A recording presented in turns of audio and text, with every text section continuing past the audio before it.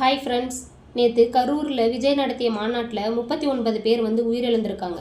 இதுக்கு முழுக்க காரணம் விஜய் அவர்கள் அவரை கைது பண்ணணும், அப்படி இல்லைன்னா கட்சி நீக்கம் பண்ணணும். அவரு என்ன நாங்க பெருசா கேட்டுட்டோம்.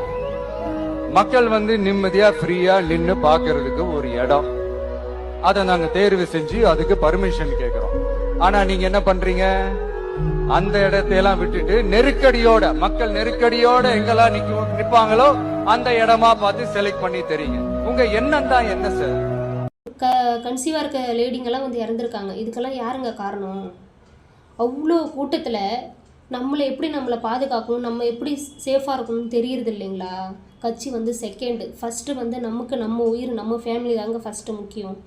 ஏன் வீட்டிலே இருந்தபடி உங்களுக்கு பிடிச்சவங்களுக்கு நீங்கள் யார் இந்த ஜனநாயகத்தில் நல்ல ஒரு முதலமைச்சராக நிர்ணயிக்கணும்னு உங்களுக்கு தெரியாதா? ஏங்க இப்படி பண்ணுறீங்க? விஜய் மேலே ஏங்க இவ்வளோ பழி தூக்கி போடுறீங்க? இது நல்லதா? இது மக்களுக்காக நல்லது பண்ணணும்னு வரணும்னு நினச்சவங்கள இப்படி நெஞ்சில் குத்துறீங்களே ஏங்க? அவர் என்ன கேட்டார் விஜய் என்ன? எதுக்கு இப்படி இக்கட்டான சூழ்நிலையில் பொதுமக்கள் போக்குவரத்தை தடை செய்கிற மாதிரி, பொதுமக்களுக்கு இடைதூராக இருக்கிற மாதிரி எதுக்கு இந்த மாதிரி இடத்த எங்களுக்கு அலோவ் பண்ணுறீங்கன்னு கேட்டிருந்தார். நாங்கள் நல்ல இடத்த தானே கேட்குறோம், ஏன் நீங்கள் இப்படி பண்ணுறீங்க? உங்கள் எண்ணம் தான் என்ன? நீங்கள் எது தான் நடக்கணும்னு ஆசைப்பட்றீங்கன்னு கேட்டிருந்தார். அதே மாதிரி நடந்துருச்சு. நீங்கள் பண்ண சூழ்ச்சியில் நம்ம விஜய் அண்ணா விழுந்துட்டார். நீங்கள் விழ வச்சிருக்கீங்க, ஆனால் இது நிரந்தரம் இல்லைங்க, கண்டிப்பாக மாறும். 2026 டிவிக்கு தமிழக வெற்றி கழகம் விஜய் அவர்கள் தான் முதலமைச்சர்.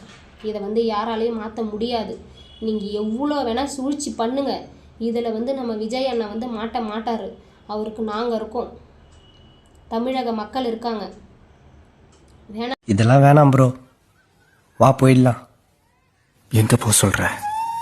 இது ஒரு வழி பாதை, திரும்ப போகிறது உயிர் மட்டும்தான். ஒரு தடவை கைக்கு கத்தி வந்துருச்சுன்னா ஒன்று காக்கும் இல்லை அழிக்கும். ஆனால் அதை விட மட்டும் முடியாது.